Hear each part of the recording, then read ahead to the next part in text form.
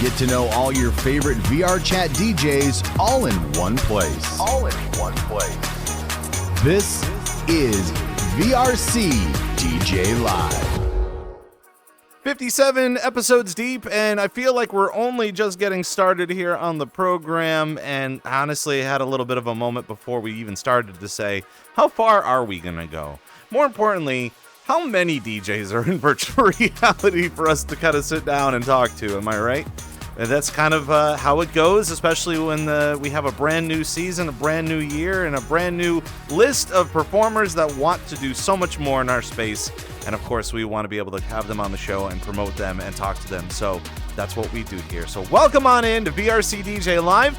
I'm Rob Roman, your host. And of course, as we normally introduce everyone here to the program, if you're brand new, we talk to all of your favorites here in the space and talk about all of the things that are important for you to understand so you can come into our space and test the waters as well, because we've been seeing that from time to time, especially at the beginning of the year. January, February, going into February, March might be a little bit of a taxing time because people are like, 3 months in and they're taking their time with it. But again, we talked to all of your favorites: DJs, VJs, security, club owners, promoters, even community members. Sometimes we have a couple of community members that come in and kind of let us know what we're doing. You know, most of the time we're always in our space, we're always doing what we're doing, but we always like to do a better outreach to see what the ravers think, and you know, how they think of the different spaces, the clubs, the events and stuff like that. So obviously it's all a working part in the clock that is VRC DJ Live. So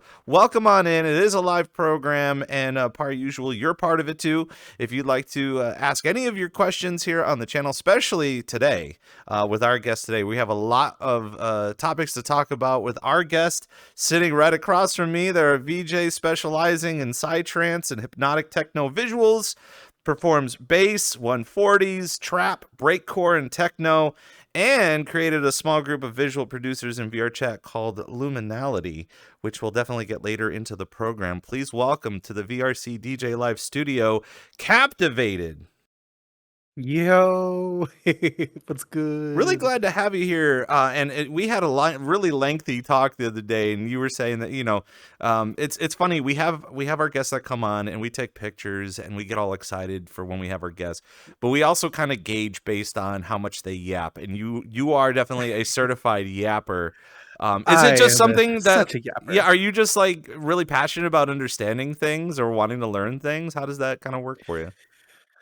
Yeah, I mean, I started this just interested in not only the culture, but I just I really love talking to the people. I really do. I really like the community aspect is really what draws me. The crowd, how that moves is just interesting to me. So I always have my thumb to like the beats of the crowd. I really like to yap. It's all very important, and it's funny too because like originally in the scene things have changed for me without me being This Is the Me show, but like it's gotten to the point where like I used to just kind of go in and just talk with people, but now people are starting to understand the show and they're just like, oh my gosh, like through the community we could talk about DJing. We could actually like I could want to do this as a profession. What if I want to start? You know, what if I'm just starting to DJ now? Is it nerve-wracking? No, it's not nerve-wracking anymore because now that we're talking about it.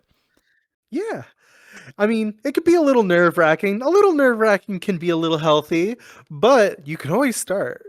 You might as well. Right. This is the best place to do it. Absolutely. And when it comes down to it, like when you are wanting to be just as good as the people that you respect and the people that you come into the space with to see them perform, like why not ask the questions? I mean, I think currently, without going into greater detail about this, it was funny. I was talking with one of my coworkers about this today. There are some professional DJs on social media right now that are kind of griping because they are starting to see that other DJs in their space are playing the top 20 rave club hits currently, like all of them. Like you'll hear Daft Punk, and you'll hear the song, that Stephanie song by Clooney, and just those rave types of standards. And those professional DJs are just like, I'm done with this. Where are the good people at? Where are the good DJs at? Where is the added talent? What about the people that produce? What's going on here? I ended up Mhm. clapping back. I'd love your opinion on this because again, like Yeah. with the cabin fever and understanding where we're headed and stuff like that, there is imitation and there's people that want to like they know what the sounds are and how they do it. But I dropped a comment on him and I said, "We're quiet. We're in the background. We're working. We're trying not Mhm. to, play all the same stuff that you would normally hear on social media and stuff like that." But do you think that do you think that we're ahead of the game on that? I think us as a community is ahead of the game on that. Not only that, but I feel like they're not even just this community. I think there's a lot to be said when it doesn't even have to be just like people being quiet about it, but people that can really like read between the lines, really know how to investigate like what kind of music is something that people will encounter that's fresh, something that will like really pique their ears, and when they leave a function, they'll be like, "Hey, y'all, do you remember that fucking song? Like, that was so different." Mm-hmm. The stuff that like you remember like that, people are latching onto that and they realize that's what people remember. They're going to remember your name when that weird thing happened or something that like you really called back to some specific memory or older song from some crate that they haven't heard from in years. When you really grab onto that, people are really looking to grab more of those memorable moments. That's what I think is happening. Um, yeah. What do you think about finding tunes? You got some DJs that find the tunes on like SoundCloud and they're like unreleased IDs. Some of them just have like no lyrics and they're just like sounds. I think the other day I was griping a little bit cuz I ended up going to some like event. It wasn't even a rave. It was just like a club event. They played house music. And most of the DJs there were just playing songs with no lyrics that I've never heard of. It was a bop and it was a thing. But Yeah. do you think people are proactively looking for that now? Hmm. Specifically like no lyrics. I don't know about house, but I think specifically people are looking for, um, I guess, gearing a crate towards sound. If you can like gear a crate towards specific sounds, then yeah, you can forget like the lyrics, but also if you wanted to do a little more homework, you could just find acapellas of lyrics that you already like and put them on top of those. So I feel like you could probably do a little bit of both with that. So it might be a little more modular thinking. I gotta tell you, like, it is so fun and refreshing for me, and for a lot of people on this channel that like a whole week goes by and we hear about like the latest topic on social media about DJs, whether people hate it or they like it, and then it's nice to just come here week after week and just kind of like get opinions on how this is working because our space is just as important as the IRL space, especially if it's Yeah. ever growing and even and it's something that we're not going to continuously getting into, but like every week is Right. always new news about AI technology. As Yeah. much as we don't want to talk about it, it's nice to sit there and actually read and see what other people's opinions are about it. Yeah. Which again we could sit here and talk about it, but we have plenty of other things to talk about here on the show, and it is a live show per usual here in the chat. Glad to have everybody here. Feel free to ask any of your dire questions, especially when it comes to virtual DJing in here, and VJing as well. Video jockeying, is that the actual technical term? Yeah. Video jockey, video jockey is kind of where it is, but I it's funny because like I thought a lot about this. I love just calling myself a visual artist. I never call myself a VJ almost specifically, but that's just a me thing Hmm. because I don't see myself as a jockey. I'm not much of a I jockey. feel like the same thing with the I just keep disc. doing the thing. I forgot who they called it, but like recently, disc jockey is not a thing. I think that they ended up Right. saying uh digital jams or something. Like they were Whoa. trying to, yeah, they were trying to like reimagine what the actual letters of DJ stand for now. And I'm gonna have to. Oh, it was like dance jams or dance. Dance orchestrator. Well, it was still DJ, but like the J was something else instead of just jams, dance jams, or dancing. Right. I'm lost beyond it, but visual artist sounds like a good idea. And it's funny Yeah. because, well, it's not haha funny, but it's just funny how, like, it's good to see how people transition based on the things that they've done, whether, they're just a DJ or they're going into producer, or producer into DJ, or even DJ into VJ, into visual arts. Tell me a little bit about that journey that I would assume that you started as a DJ and you were like, hey, this is kind of neat, but then the visuals were kind of a more important facet for you in here. Yeah. So, I mean, do you want to feel like my whole like journey from like the start? Well, Is that what you want to touch on? let's start with like when you started DJing in here and Oh, yeah, kind of yeah, the yeah. importance of it, because I feel like the importance of virtual I keep calling it virtual jams or something virtual. It's visual artists. That's what we're going to be looking into. I would assume that when you start to learn how to DJ in here, you're kind of focused in on that. And then Hmm. later on, you start to learn about other things like, oh, maybe I could be a 3D artist, or I could be a world creator, or maybe I could own my own club for that matter. But in another case, I think a lot of people will start to feed into, well, I should probably make sure that my visuals are just as fresh as my sounds are. Right. So me myself, I kind of started with a bit of like I guess the boost towards like the visual side of things because I was already a practicing visual artist out in the world. Wasn't big. I was playing like hole in the wall clubs and stuff like that, and we'll get into that later, maybe.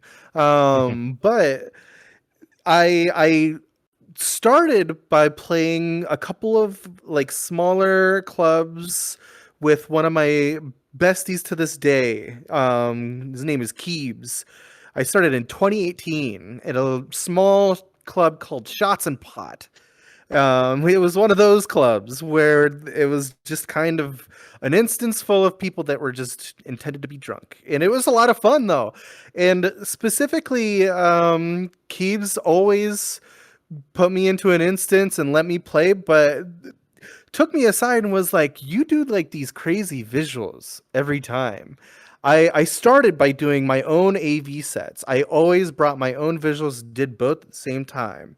Um, uh, and he specifically took me aside every time and was like, you need to keep doing this. One day you're going to make it. Like, people don't do that in like small smoking, drinking clubs here in VR chat, but you're just here doing the most because for the love of the game. And that's really what it was. I didn't know anybody and I was just doing what I really loved doing for a bunch of people chilling in a pool at a house party in a virtual space. So how long ago would you say that was? Comparable to like, because your passions for DJing, especially, I feel like that is the primary factoid when it comes to like coming in here in the space. Is there's all sorts of ways of getting not just fame but just regular popularity. I think a lot of Yeah. people want to perform and they want to show their performance, but also when they are performing in here, they want the big crowd. They want the people that will follow them everywhere and go to every show and stuff like that. So having Sure. that separate skill where your friends are like, it's not even a matter of them just saying, oh, you're bad at DJing, you should work on something else, but at the same time, like, your visuals are unique enough that they're kind of saying maybe you should be focusing your attention on this. Yeah, go ahead. So when I started in uh 2018, my focus was already on this like very colorized visual effect that I could pair with like what I was playing, which was just like experimental bass and just like some weird wavy stuff that I really wanted to put on, that I was putting on a little bit in real life, but I really found a platform for it here. And what was happening consistently was like within the crowds of these people that didn't even know who I was, would hear this weird music, but see this like weird, colorful smorgasbord. and be like, what the fuck is this? Like, this is, you either like distastefully like whatever, I'm gonna keep drinking, or like this is really interesting. Like, you need to break out of here. I kind of want to break that down too, because there are a lot of different genres in here, and there's a lot of different vibes when it comes to Mhm. either visuals or clubs or music that you're listening to. And not everybody can listen. Like the guy who says, I can listen to everything, sure, but I don't think that you're Sure. actually catching a specific vibe. But you also shouldn't be jealous if you can't meet that vibe requirement. So like for Yeah. example, the stuff, the psychedelic stuff, I feel like, and again, no disrespect to it, I feel like you have to be high to enjoy it.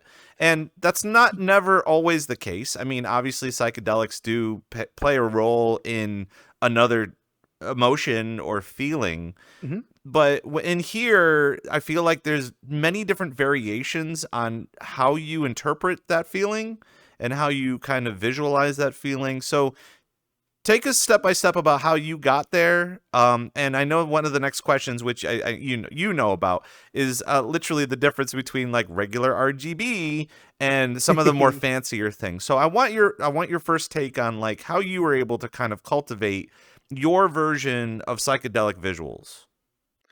Yeah. So, I mean, you're absolutely right, where it doesn't have to be paired with like imbibing yourself. But I also really like to break the narrative of like the negative stigma that it comes with imbibing yourself. Like, do it safely. But, I really want to like highlight the importance that it had for me. I found myself artistically because I had no idea how to express myself until I took acid in the woods of Michigan. And I'm not shitting you about that. I sat there watching, it wasn't even weird psychedelic stuff. It was above and beyond. But I watched lasers going through the woods. And it was raining, and I thought that was brilliant. That looks amazing, and I needed to know how to do that. So I put myself to like learning how to do a lot of these visual mediums when it comes to music. Um, and a lot of my interest comes from immersive music experiences that highly emphasize the immersiveness of a whole experience that includes audio and visual hand in hand. And imbibing myself in those places is when I left the most inspired to do more art and gear my artistry towards like that inspiration that I kept finding while doing those. Um, and that's kind of where it comes from. That's a lot of where my colorful experiences, my iridescence, I find a lot of that kind of inspiration coming from those. I really experienced a lot of colorful experiences while finding my own creativity. So I always go back to that. I love your honesty in that answer, and you were just like, "I'm taking acid in the woods of Michigan." I was sitting here like, "Oh, okay." Yeah. I mean, some people just go to EDC or they go to like Tomorrowland or whatever. They got that thing, but listen, if you're lost in the woods and you have the time and the energy and you're safe about it, I would say sure. But Absolutely. I would Yeah, say, yeah, please be safe out I would there. say that your your experience may vary when it comes to actually going out there and doing it yourself. We're not recommending that you go to I'm Michigan and go to the endorsing woods. Yeah, it. you need those coordinates. Yeah, that's kind of it. Right. But I want to break that down too, because like, obviously I feel like you've taken the time to be able to explain and explore your artistic styling of how you want your visuals to go. And I feel like a lot of people, when they're coming up with either their branding or understanding more visuals and stuff like that, it can be a challenge because there's a confidence factor of like when they make an art, they don't know if they like it or they're good with being public with it, or if other people will like Mhm. it as well. So, what was that type of process like for you as well? And do you find yourself constantly changing while you're kind of figuring that out? Oh, I'm constantly changing. I will always constantly change. Please always learn and change. Like that is our charge as humans. But starting somewhere, not being public about it, that is genuinely the most terrifying part of the entire process. Starting somewhere where you're not sure, where it won't stick, finding your aesthetic through all of that noise is the hardest part. Um, which is it's hard to find the support, but also it's hard to do it alone. Um, and also putting yourself out there like that when you're not sure about how like things go or how things work or how to plant your own feet in creativity is just it's such a scary landscape. You don't know, it's like public speaking. You don't know how people are judging you when you're on that podium, when people are witnessing what you do, when you're so new to it. It's hard to feel assured. I'm sure we're going to be talking a lot about that whole process with Luminality, the group that you Oh were able to yeah. put together for visual artists and VJs and stuff like that. Because I that's super important for us to be able to break down even on this program. And now is a fantastic to be able to break that down, especially because it is the beginning of the year. And I'm Hmm. not saying that we're working off of a calendar where it starts in January and ends in December, because obviously there's a cycle for it. But when it comes to understanding and building entertainment and media value, multimedia value, a lot of it requires, at least 6 months of planning and 6 months of work, as well as regular development. And and that's kind of the reason for my questions about branding and understanding your style. And you were just talking about the iridescence and stuff like that. And we'll get into that too. But I want your opinion on it. And it's not like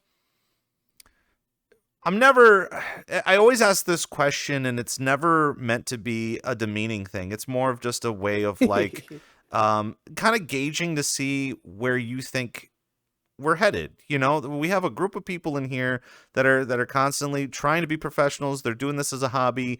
And then there's a whole group of, I would assume about like 80% of us are constantly fighting with ourselves about branding and if it's sticking. Mm, And it's not even just the DJs too. Like I feel like there are some content creators that like get into a specific avatar and they're that for like, I don't know, 2 months. They find something different, either with a color spectrum to it, or they wanted, or yeah. their vibe just kind of changed, and it seems like their content goes with it to the next thing. So when it comes to understanding the DJs in here and branding, and not even just the visuals, because I feel like the visuals offer something else compared to the sounds that you do, is Absolutely. do you think it's quite a challenge? Do you think it's something that we need to continuously focus in on to understand for better branding? I think branding is incredibly important. Putting yourself out there includes like you need like a consistent enough for the time, I guess. It doesn't have to be a constant. It can always change, but having something that you can almost hear or witness from like just like right around the corner and be like, "Oh, that makes me think of Captivated." Like somebody sees a jackalope and they're like, "Oh, I know this weird girl online." you know, it's that consistency really helps. But also don't pressure yourself to find one so fast, especially when you're starting. Get a sense of what speaks to you in all forms of what you do. For me, I have this very witchy aesthetic that I always like to hit, very colorful aesthetic. So I always have moon phases, which also precludes like a lot of this bunny stuff where the Chinese lore of the rabbit jumping over the moon. So I always have color, moon phases, and bunnies. So I mean, it those three consistencies has become such a playground for branding where I could kind of move throughout that entire thing and change whenever I want, but those consistencies just speak a design language that people can just kind of sense. And that's a really smart way of kind of looking at it too, because I know for me, I'm big. I love Coheed and Cambria, and within Coheed and I Cambria, love it. they have different phases of their storyline based off of specific planets and celestial stuff, Mhm. what you're saying with the phases of the moon, like you could technically really lore it up and be like, well, depending on the tide and the fullness of the moon and how the rotation and the gravity and the pull and the stuff like that Yeah. could also feed into your playing style. Or let's just say that there's an alternative version of your jackalope. Yeah. You know, like but like being able to, like, not everybody can just be able to break down their branding like that, but I feel like that's really smart how you're able to do that. And I feel like it also kind of feeds into your visuals as well, because depending on, you know, how full the moon is, or where the rabbit character is kind of going, could feed into different visual stylings. I do want to touch upon it really quick is I think a lot of people are hyper focused in on the RGB aspect, being able to have so many flashing colors comparable to iridescence.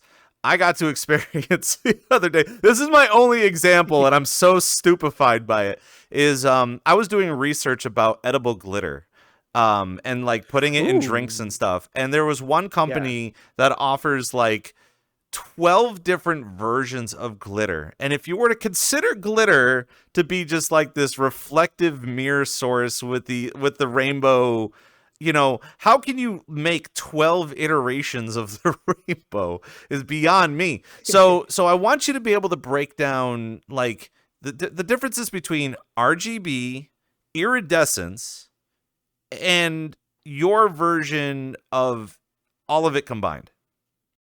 Okay, so RGB is kind of like if you were to look at a plot that has like hex code, depending on whatever you're building, if you're like lights or world building, anything.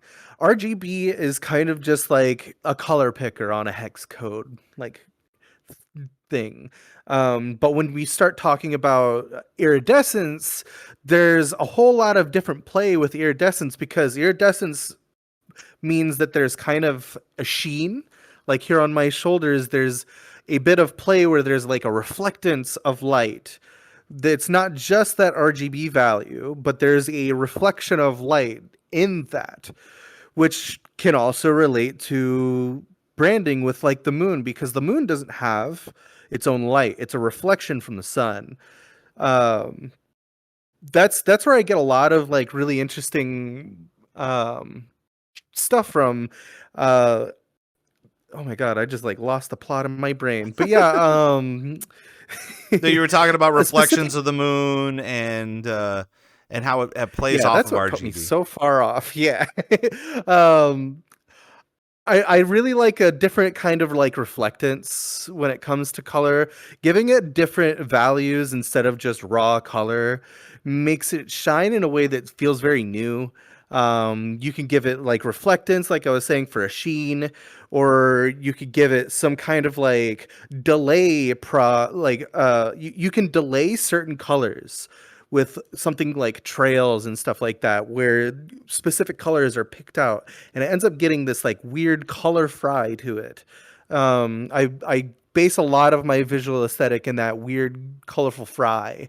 It's like a digital thing you can do with like putting a magnet on the side of a CRT.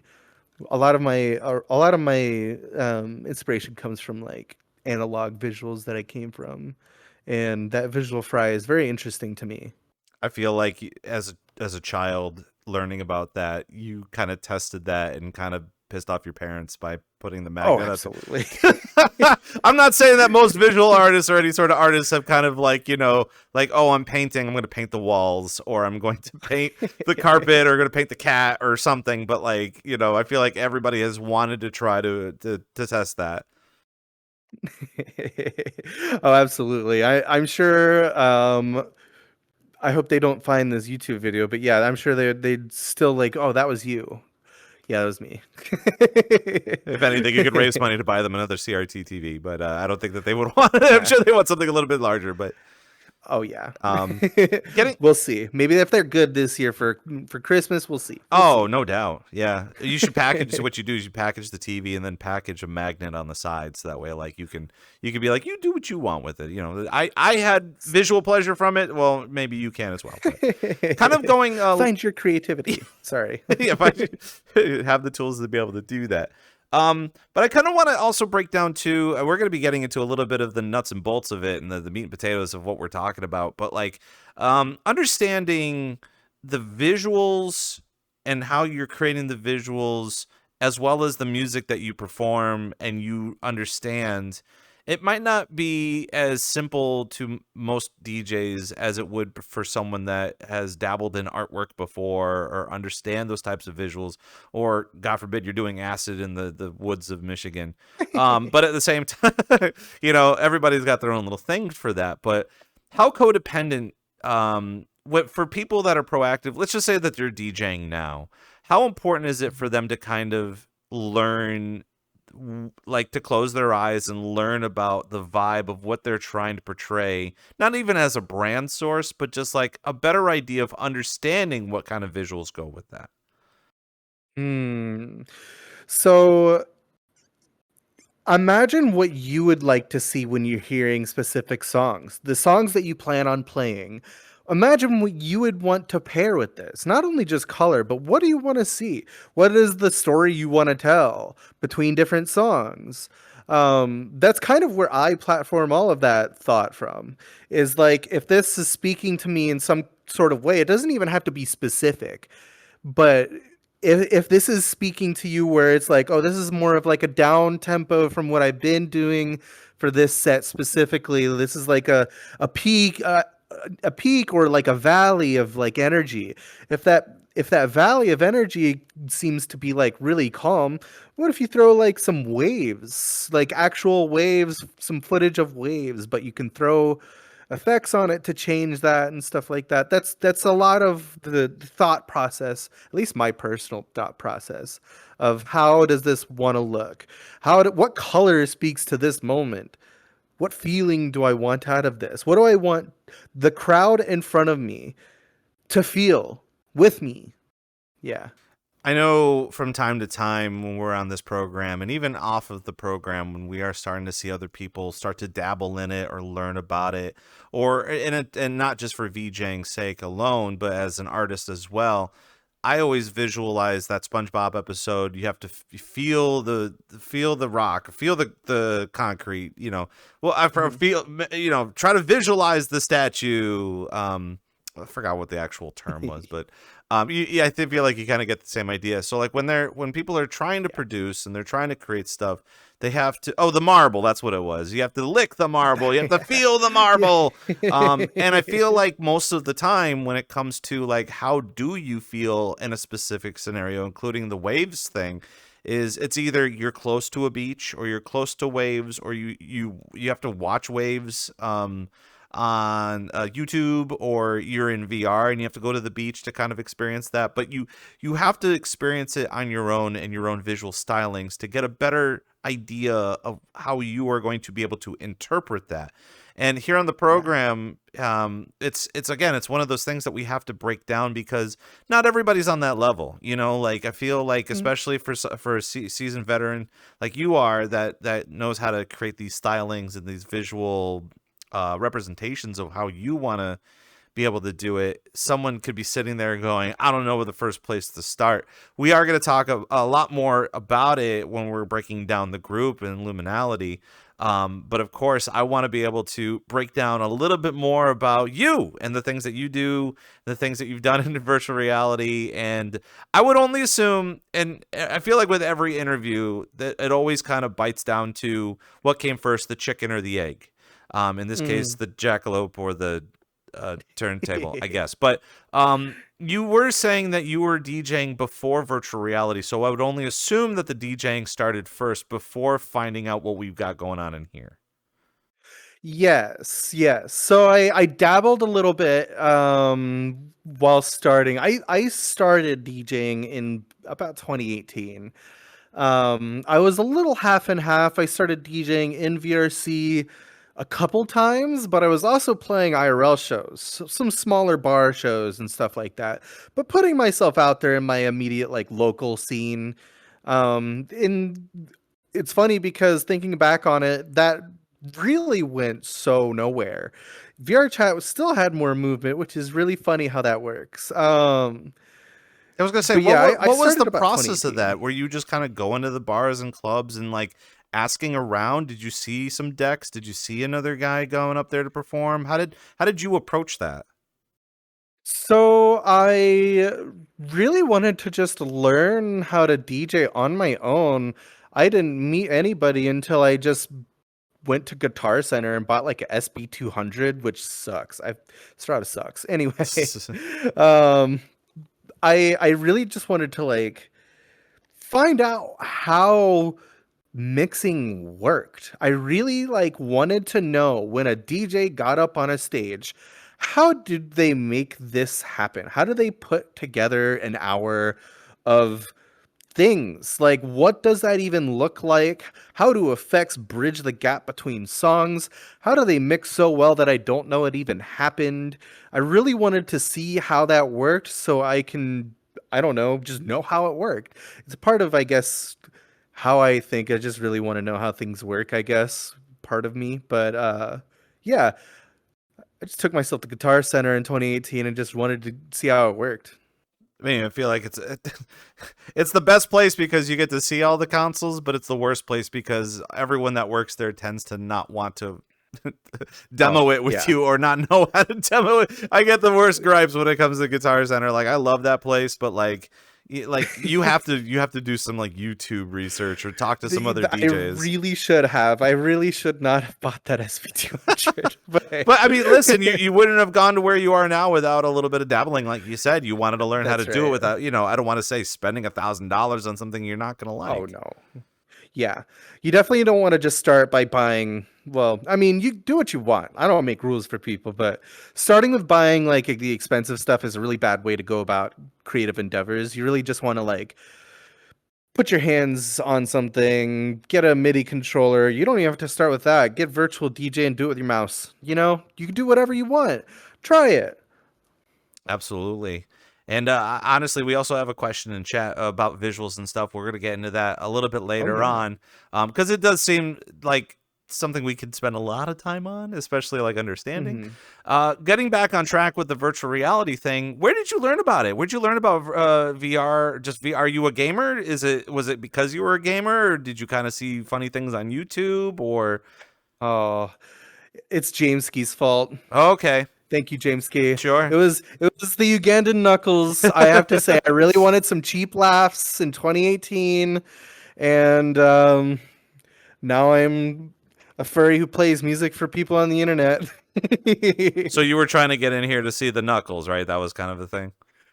I wanted to be the Knuckles. I really wanted to be really funny and stupid, and I did, and it was a lot of fun. And after having a lot of fun in these publics and just bullshitting with people, conversations started happening between the bullshit. And then I find myself, man, I'm gonna put on the headset at night and just talk to people. And that felt like so good to have that like communication with other humans was just very natural. So I kept doing it. So that kind of touches on my origins on playing music in VR. I was a mic spammer in the pug, in the corner. I that's how I started. A lot of my like first times I ever DJ'd was the treehouse in the woods and that like old Shader Fest, rest your soul. That map I still have as a home. I would go out a little bit from the treehouse and I would just open up Voice Meter and play what I felt like. And I would put my headset back down and there's like four people just sitting there listening to me. And that blew my mind that people would want to listen to anything that I brought. So I just kept coming back. Even after all the cheap laughs and stuff like that, those specifically spoke to me.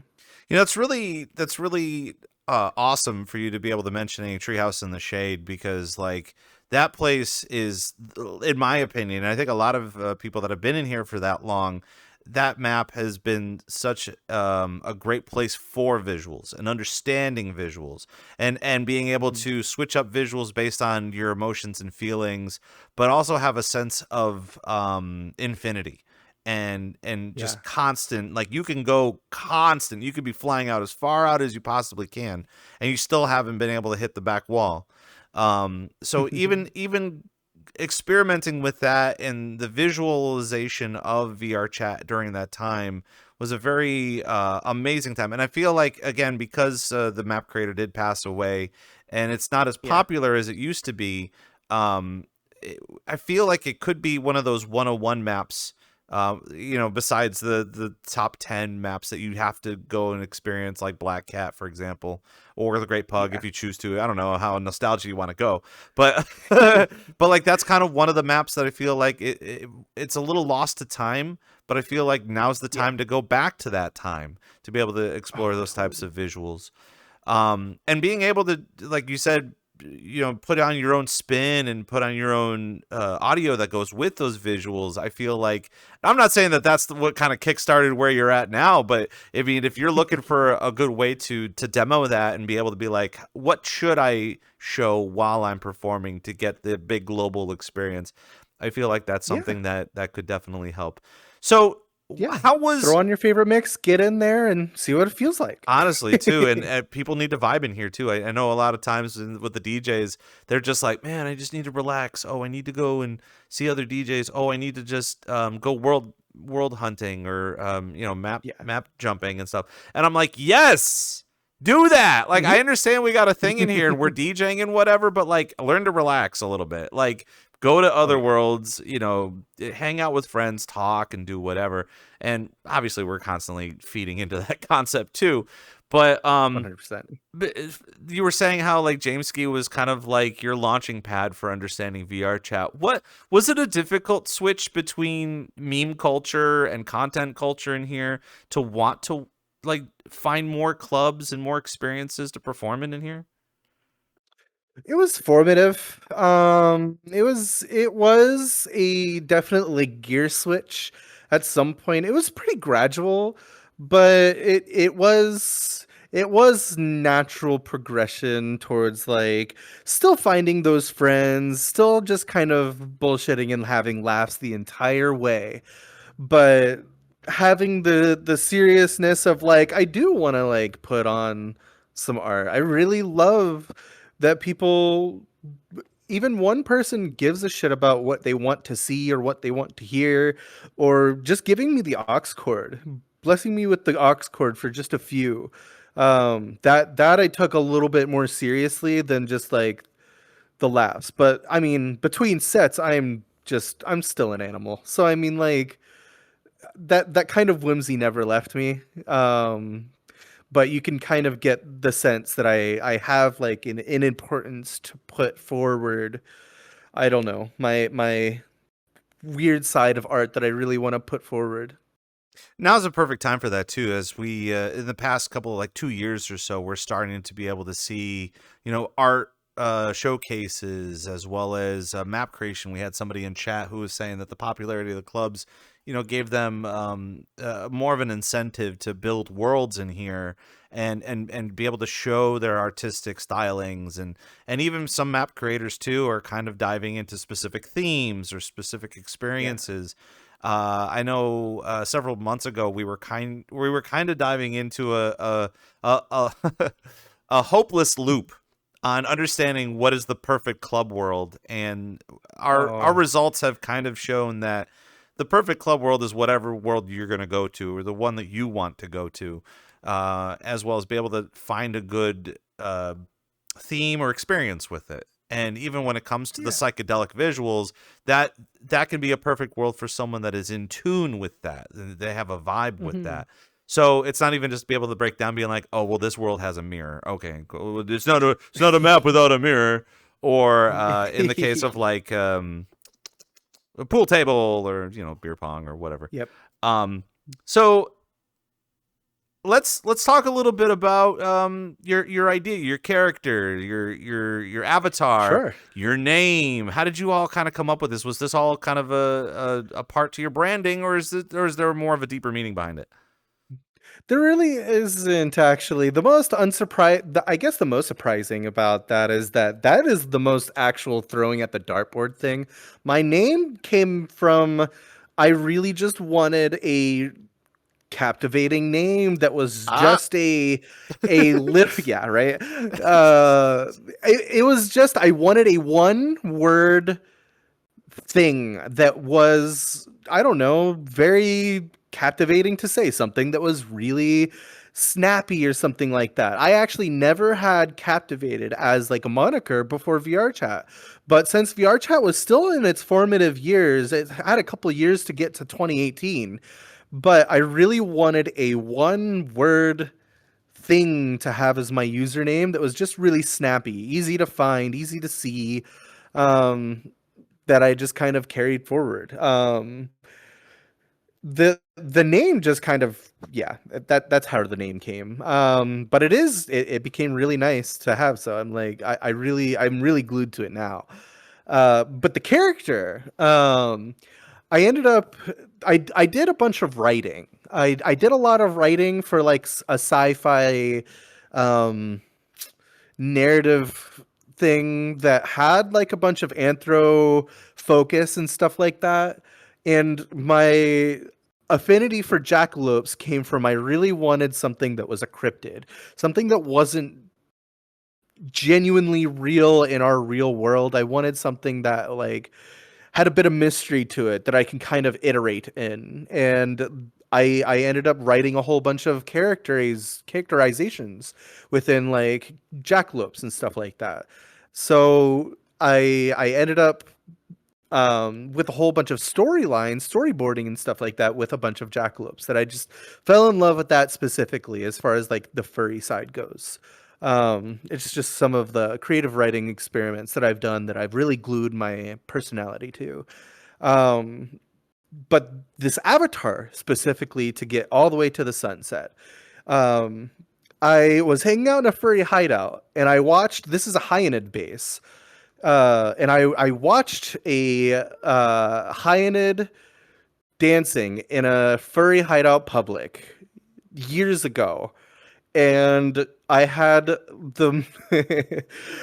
I was like, "Damn, they're hot." So I was like, you know what? I bet I can make something that's myself in that, but I really want to make it a bunny, and that would be really hard. And then I don't know if she's still in here, but I met Duchess. Um, Dutch is back there, met me around the same time and helped me a lot with figuring out how to do avatar work on my own. And I learned how to make this from that, and it immediately felt like home. It was glued. I really got attached to this as like my virtual self. do you think that's regular now? Do you think that's part of a norm of understanding? I feel like as us being DJs in our scene, we're always focusing on DJing, we're always focusing on events, we're always focusing on all these other things. But when it comes to like making your own world or understanding the creator companion or even Blender for that matter, people look at Blender and they stare it down and they have no idea where to even start with it. But do you find that it could be a norm in here, that it can be an easy process to be able to create something on your own?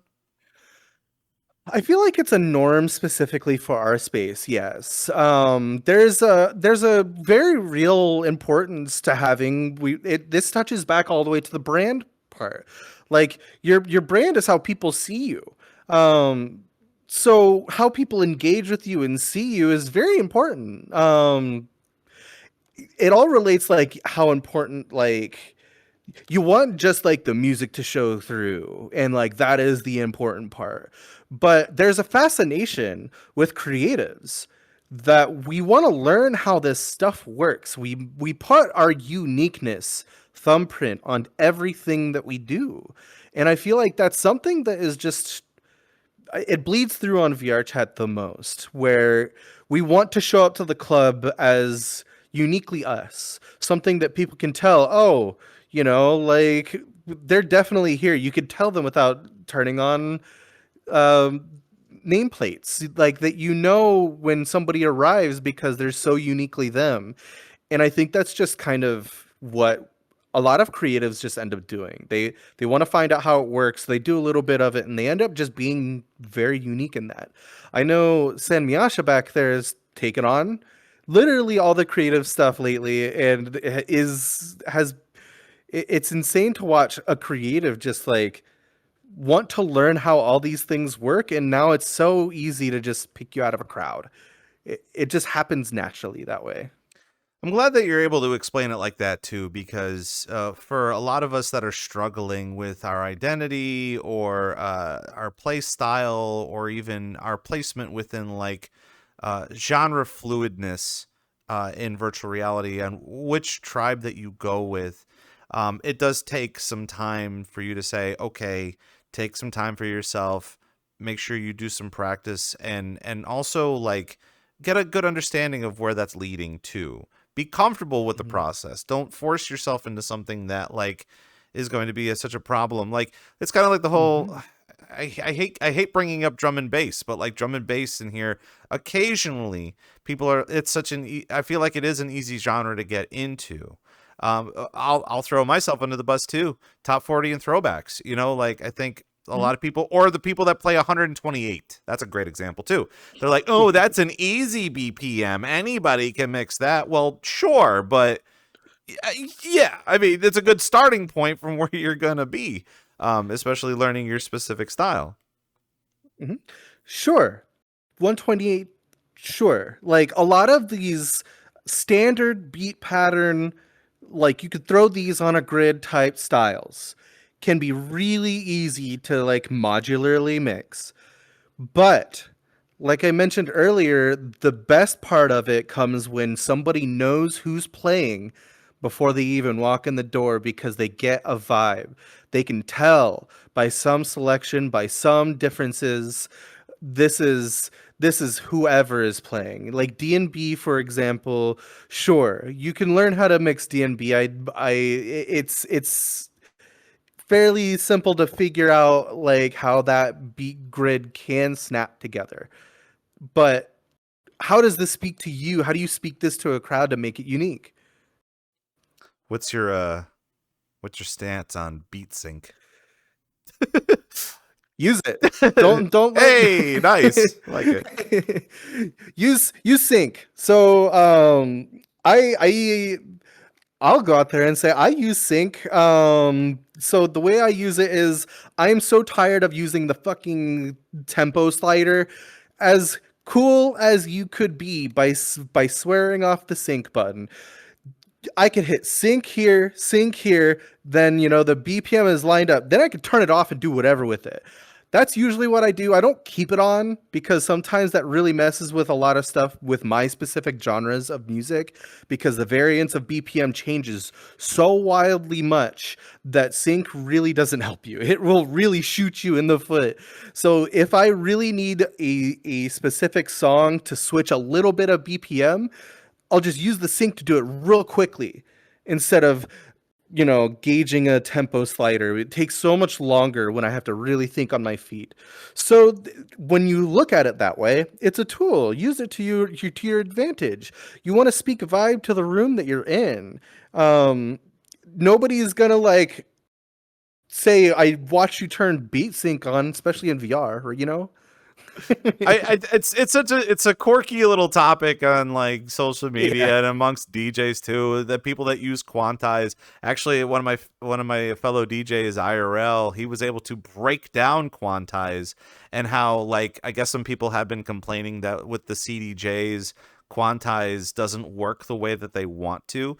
But he actually debunked that with an Instagram video yesterday on that there is a specific setting in the CDJ itself that you can go into to fix it to the beat grid that you want, as opposed to what was like manufactured or what was placed in there beforehand. And that blew my mind a little bit, because I'm just sitting there wringing my wrist being like, ha, ha, ha, ha. Like you can't you can't like complain about it anymore. The same thing with the beat sync too, is like you use it as a tool. A lot of people should be using it as a tool, but people are so scared to be able to just say it like, oh, I use BeatSync. You don't need to use it all the time. Use it as a function as opposed to a necessity.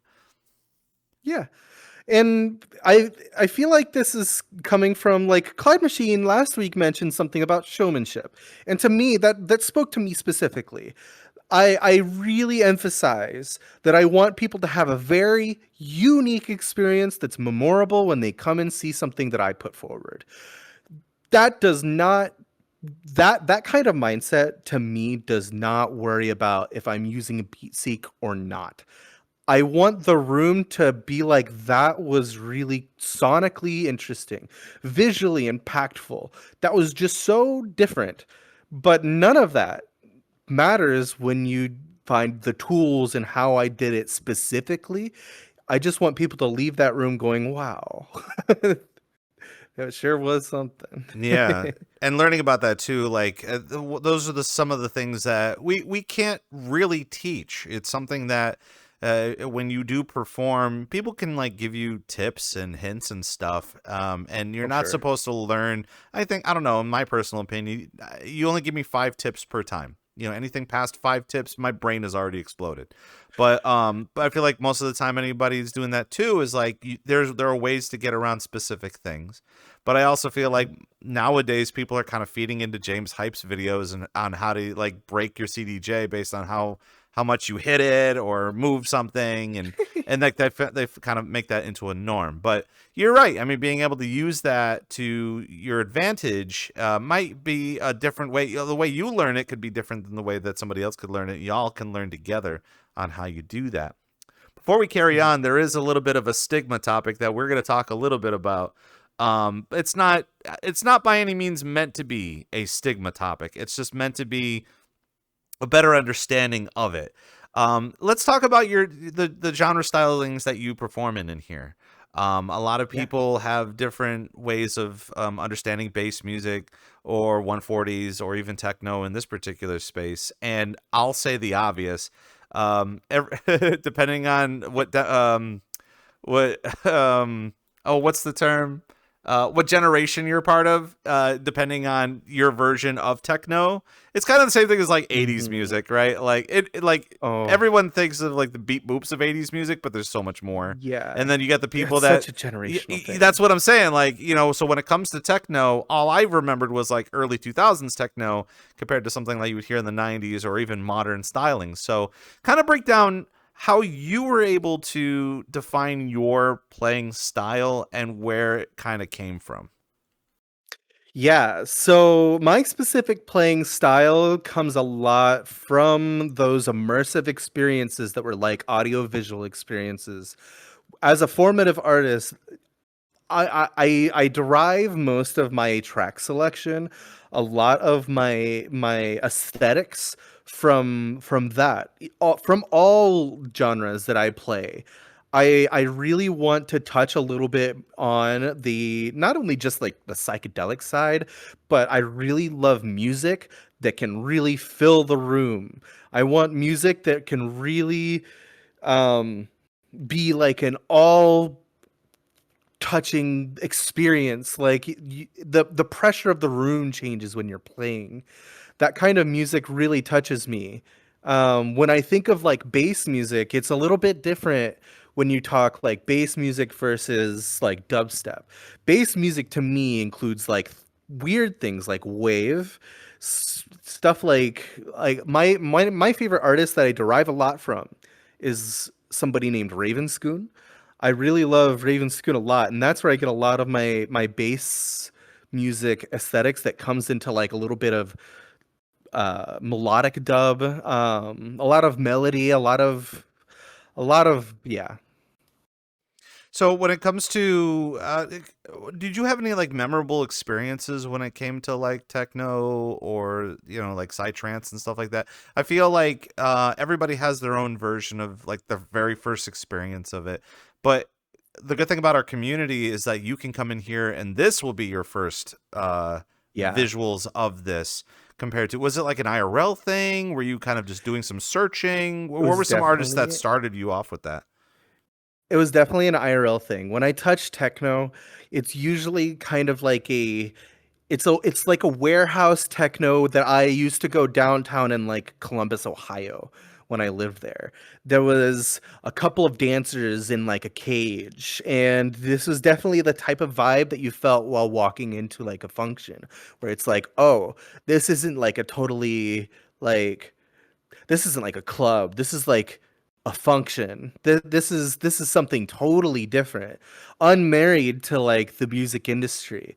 This was just an experience that you really had to feel. It had lights, it had visuals, but it also had dancers above the crowd in cages and stuff that were really all like kitted towards an entire experience.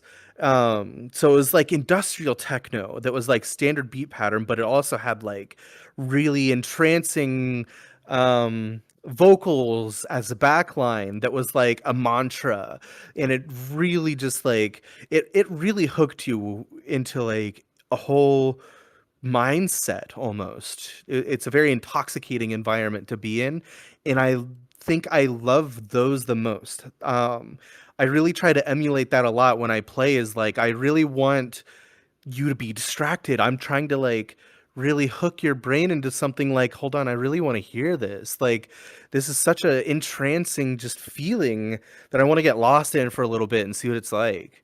Those experiences really formed a lot of that in me. I don't think I've ever asked this type of question before because I've never really thought about it most recently. But now that we are about like 2 months into the new year and we are starting to see some new talent come in here, do you find that DJs that play techno or want to play techno in here, do you find that they're playing the top 40 hits of techno to catch up? Or is it something that like, are you hearing the same kind of songs from new artists, new DJs that they would like that top 40 style of like the top 40 hits of techno? Does that make I sense? don't think so. Okay. It does. I don't think so, because a lot of times what I see in people that pop up that want to specifically find their groove in techno specifically, they usually find some kind of niche that they really resonate with and kind of move towards that sound specifically, whether it's industrial, whether it's like warehouse or like spooky or dark techno. A lot of times it's techno, but it has a precursor to it. It has like an addendum to it. They need like a genre within the genre. And I feel like a lot of people really try to define themselves, or at least feel out a couple of them to see what fits them the best. And I think that's a good way to go. I really do. I really like when people try to like otherize themselves instead of like a big broad um genre. Yeah. The reason why I'm kind of bringing this up is because, like, again, going back to drum and bass, I had been doing a little bit more research on drum and bass since 2024. And going to a lot of shows, I am starting to see a lot more performers in this space playing their version of the top 40 or the top 100 of drum and bass standards in here compared to, like, you hear the same kind of stylings of songs, not really remixed or redone or bootlegged or anything like that. And I remember talking with one guy and he was explaining like, gosh, I think it was, I can't remember what the song was. I'm sure it'll come to me, but like there's a whole bunch of, I think it's called Follow Me by Polygon. I think that's what it is. Mm. And Mhm. there's that whole section of just vocals that you have to learn all the vocals for, including the one of like find me on SoundCloud, on Twitch, on whatever, that people resonate being like, I know those things. I watch them all the time and I listen to them all the time. But I remember talking to that guy in here and he said all the words and it was impressive because he remembered it. But I Mm. asked him, I'm just like, you know all the words to this? He goes, if you're a drum and bass fan, you have to know all the words to this. Or if you're a drum and bass fan, you have to play the song because everybody knows the words to it. And that kind of threw me in a loop here because I'm just like, oh, I guess I'm not a part of the drum and bass community because I don't know the song yet. So I have to kind of figure it out. So the same thing with the techno stylings too, is just like, there has to be a few songs that people, techno for me, is kind of like Ian Vandal or Derb or and I feel like some of those styles, like obviously Darude, I guess, but like Sure. early on, but I've only known it to be like that. if people start playing that some more, I'm just be like, well, that's normal because people are proactively playing that. And just getting an idea of where we're headed. Oh, Botadon is also a good one. And someone in the chat was like, Oh oh, yeah. Botadon. Obviously, everybody has I feel like it's overplayed. But people, when they play Yeah, it, that's it's DJ either... Quinn. What's up, Quinn? Yeah, it's either you know it and you vibe to it, or you're just like, oh, crap, another Botadon. Great. Another thing that we're doing. Yeah, that sounds like me. Hilariously, I am really bad at those things. I'm always such an impure genre lover, or whatever you want to consider it. I am really bad at genre.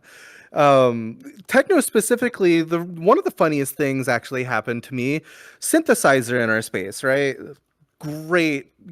Oh my god, literally one of my best friends at this point. I've played sets in the past within 2 years ago before I was really good friends with Synthesizer. And I go back to those sets and I'm like, wow, I've played your music a lot. And I didn't even know it. I never even looked at like the artist tab. I just like kind of grabbed songs on a lot of different reasons, not even really looking for artists, but she ended up in my crate so often historically. And she's like, yeah, that happens a lot, actually. That was really funny. I mean, awesomely wholesome too. The fact that you're able to play the music Right. and be able to talk with the artist and just be like, I'm playing new music all the time.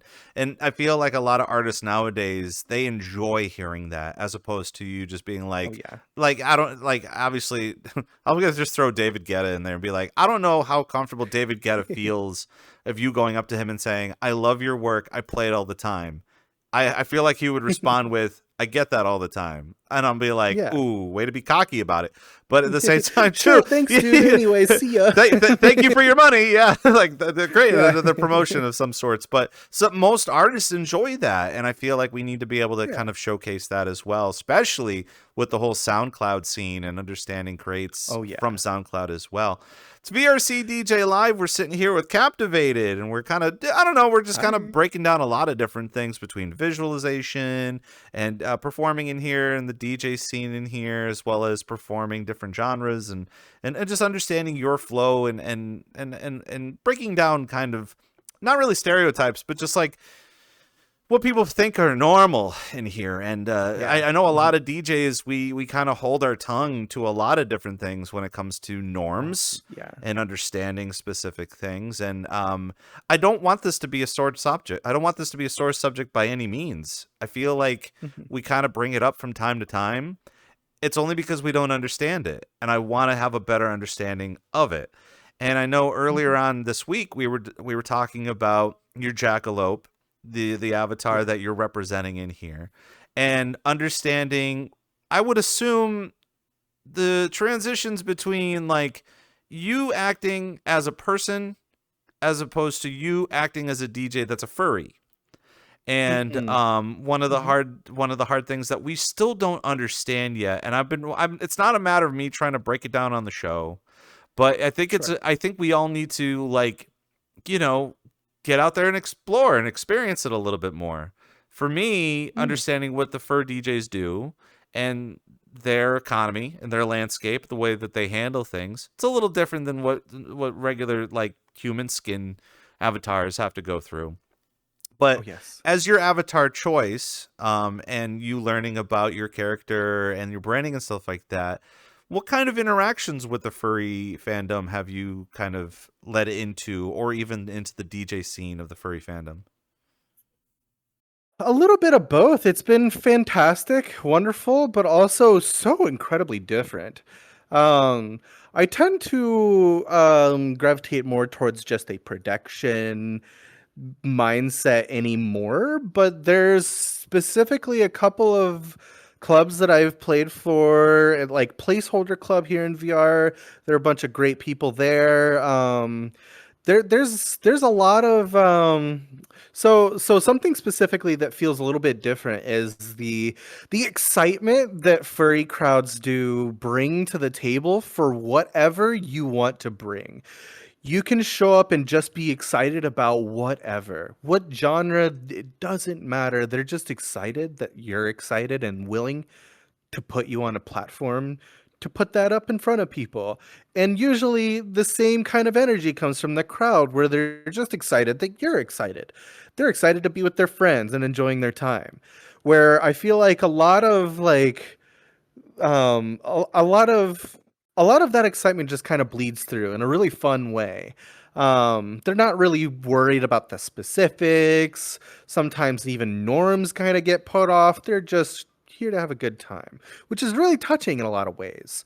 Um, they're obviously like there's some productions in VR chat that are incredibly involved, like Stage Flight has some of the most incredible um, what's the word? Production value. The thought behind some of the stuff that they've created is so I can't even think about it myself. It's incredible. Like the amount of technicalities that they have to go through to have a live updated version of Blender in live while people are in the instance to be able to float lights, staging, and everything in Blender in real time is massively impressive. That kind of technology, they're constantly pushing the medium, but they're also, on the other flip side, just happy you're there. Willing to put you on, play some cool music that you like, because that kind of energy really, really fills the crowd. People really feel that. I know that one of the reasons why, well, there's many, many reasons why I want to bring this up, and it's only because I'm fascinated by the whole idea. And one of the major things that we do discuss on the program is bridging the gap. And while bridging the gap with music and an understanding of our performance and DJing in here can be just as simple as that, and to get other people from the outside looking in, you know, asking the questions like how much money you're making, what's your crowd size, what kind of ticket sales you're doing. It's real simple stuff. But you can't help there's so many different factoids about the community that we're a part of.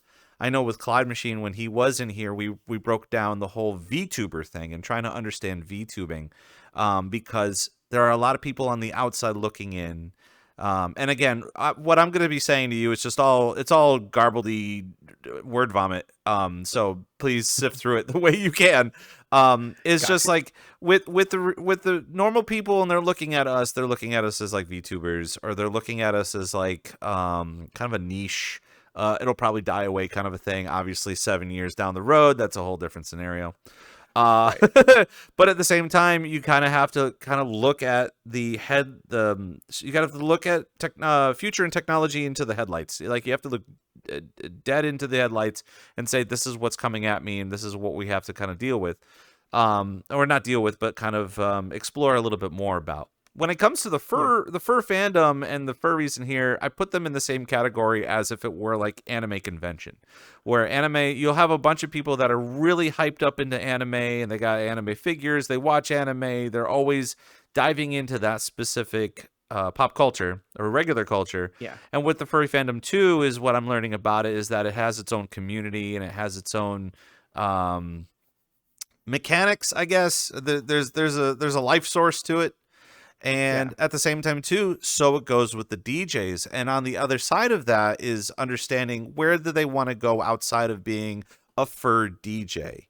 And even last year of looking at it as like it's not even just a matter of that they are a DJ, but they also, their branding is kind of surrounding the idea that they're a fur DJ, or they have a fursona, or their branding has to be kind of around that. So I'm always kind of focused in on that. And at the same time, too, I'm looking at it from the outside in too. Been kind of explaining to a lot of people outside of our scene what we do in here. Hell, even in a couple weeks, I'm going to a DJ retreat. And last year, when I mentioned to them what I do in here, that was the first thing that they kind of associated with virtual reality. They say, "Oh, you perform for the furries." As I probably end up talking, I talked to this about with Turtles about this. Yep. But it's weird how that's the first thing that comes up, right? As opposed to, weird, is it anime? Oh, is it just DJing? You would think that there were a lot of other elements to the DJing than just DJing. And in your eyes, the way that you're wearing this jackalope, you're saying the exact same too. It's just, it's not a matter of what kind of avatar you're creating, but the visual experience and the audio experience that other people may get. So moving forward, and again, there's no stigma to this. We're not doing an in-depth professional investigation on furries. That's for another time, I'm sure.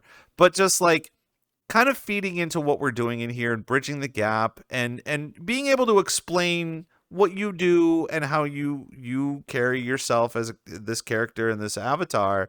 How do you continue to define that? And is it just as simple as being able to just define yourself via the music and the visuals?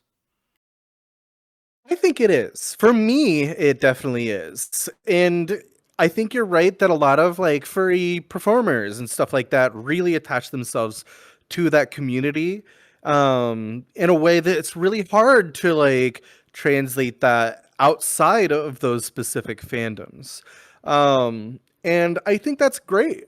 But for me personally, my origins as an artist wasn't in that community. I have a fascination with my own creations, and I love like my own created character and stuff like that, but that isn't my art in whole. I reach so completely far outside of just the fandom, but also within the fandom, some of my biggest performances, some of the biggest rooms that I ever played for were furry conventions. Like I mentioned, I VJ'd last year for both FWA and Anthrocon. And some of those were with some virtual DJs that I found in here too. Specifically, the biggest room I've ever VJ'd for was Anthrocon with Morganite. And love Morganite. Shout out Morganite. But those were some of my biggest performances, and I show those off in my own portfolio when I'm approaching tables to things that don't apply to this fandom specifically. But when you think about it, these are crowded rooms of fandoms that maybe they don't always apply to, but these are all people with specific interests. And if I could feed into that, I could feed into anything. Super important to be able to understand that too. Is just like it's also kind of going hand in hand with like letting your weird shine and being weird, like you be vocally weird. Yes, because like specifically for me, sorry, I didn't mean to interrupt you, but that tinged something in my brain. I think there's a sense of me being absolutely unafraid with letting my weird be public. I really want to put that out there so hard that I kind of get included in a lot of those things. And that shows through a lot of my artistry. But also, specifically, I think when people think of like VR chat and they immediately like, oh, you play for like furries and stuff like that. I feel like they're not seeing the forest for the trees, because specifically lately, I have a growing sense that like the VR chat sphere of music is so much more visible, and that will keep going that way. Terrell's mentioned this a little bit, where like there will be a couple people that will blow up in our scene, but that's already happened. I want to go one further, that this is the music industry. You're putting your foot on something real. When you do stuff and learn stuff here, you are actively putting your footprint out into the world. This is this is the music industry. And whether you're like accruing money or just playing for the fuck of it, this is where things start. This is a big crucible of creative energy that tapping into this can mean the world when you step out of it. And people are starting to notice. I think it's in a big way. I talked to a bunch of like creatives in my grad program that know what VR chat is. Before I even talk to them, some people in universities know that this has a visual community, this has a music community, and people have made it in different ways, not just becoming performing artists, but just like this is a known community. I kind of want to double down with that too, because the other funny thing about my experience at the DJ meetup, which I actually am going to be going to the same DJ meetup in 2 weeks, to kind of again double down and be like, so our conversations about playing for furries. But like last time I asked them, and this was happening in Las Vegas. I asked them, I said, how is performing in Las Vegas been recently? And most of them had said, not so good, like levels of even at the beginning of COVID, of the pandemic, things aren't going very well. And so compared to what we're doing in here and hearing about that, where they're just like, it's so hard to get gigs now because nobody wants to go out. Do you honestly think that we're succeeding in here? I think so. I really think you can. This is such fertile ground because it is very hard to get gigs in real life. There's a lot to be said there. It is you are running into the backs of so many people trying to get their foot in the door when it comes to gigs in real life. But here, people, I mean, just like I started years and years ago as just a mic spammer, you really can just start. There's so many people looking to put on new performers here. And it's worth doing that because when you finally get your chance to play something in real life, no matter the venue, it could be the worst venue in your life and nobody could show up, but that's still worth it. But you've already been doing that here. You're going to outdo people that haven't done that before, doing it for the first time. You're just going to know the repetitions or what you're looking for in music, and they're just the small skills. You're going to pick things up. It's VRCDJ Live, and we're sitting here with Captivated and just kind of breaking it all down and just, again, enjoying what we've got in the scene. And we go from time to time to be able to break down the things that are happening outside of VR chat for people that are looking in and watching like the YouTube videos or doing a lot of searching online about how to be a virtual DJ, how to be a personality, how to, again, if you want to be a fur, you want to DJ in here, or even learn about, some of the larger communities and groups. And it's fascinating for all of us because we always, again, we know what we know what we're doing in here, but we never really know what other people are looking at when they're looking into our space while we're in the space. So it's fascinating, especially as we carry on with the next couple of months of people wanting to be professionals and they want to play real gigs, or they want to make real money with it, or be a producer and be able to get an EP. And again, we got companies in here that are trying to be record labels, and they're really trying to push that idea and being able to say we are a VR kind of experience when it comes to record labels as well, but we are in VR, and people are going to be like, oh, I'm a fancy VR kind of guy. So obviously we like to feed into that. Speaking about fancy things in here, though, I do want to break down Luminality and talk about the VJing part. I know that was kind of, I figured we kind of talk about all the weird stigma stuff early on. We'll get into the really fancy stuff now. And straight out the gate, I want you to kind of break down Luminality. I want you to, from conception to the ideas of what you guys want to do as a community and as a group, and where your main focus is when it comes to clubs and events in here.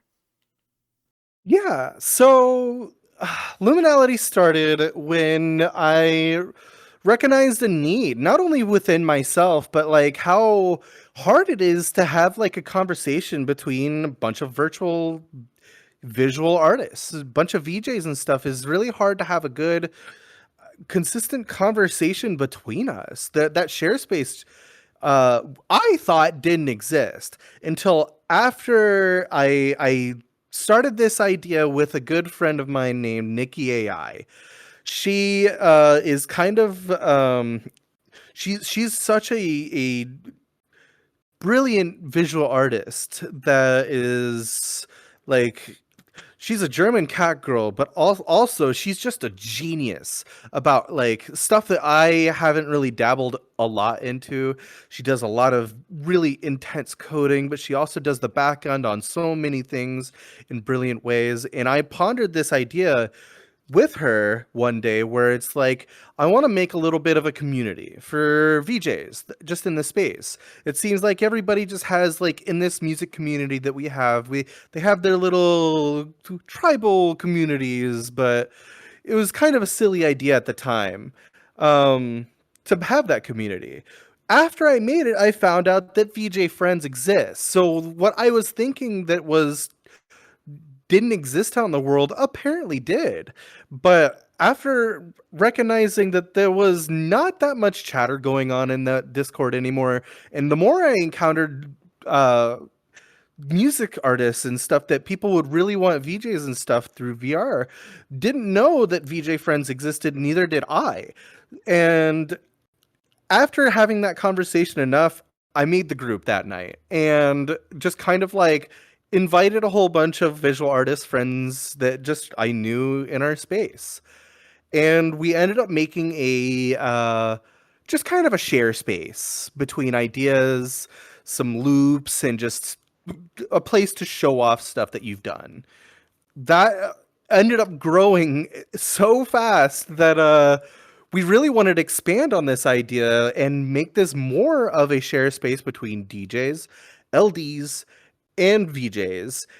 But we also grew it one more after that, where we ended up making a ping roll that you had to specifically sign up for, and there's a bulletin system it's like a bulletin system if you're looking for a VJ for anything. If you're looking for an LD for anything, you can post a bunch of information and post this on like a forum message, so it pops up in like little boxes in the specific point in Discord. And it became such a really interesting community tool that performers found out about this, club owners found out about this, and a lot of like the virtual festival spaces also found out about this. So it started getting to a point where this was a tool that the community really rallied behind, that kind of started the conversation and kept the conversation for all of us creatives, but also put us out there at no matter what level you're at. If you wanted a gig but you couldn't find it, you can find them now, because that conversation is kind of done a little bit for you.